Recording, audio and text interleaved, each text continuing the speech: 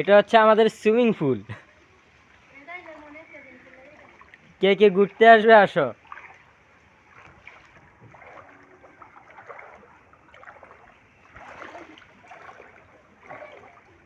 মেম্বারে দেখছি কোনায়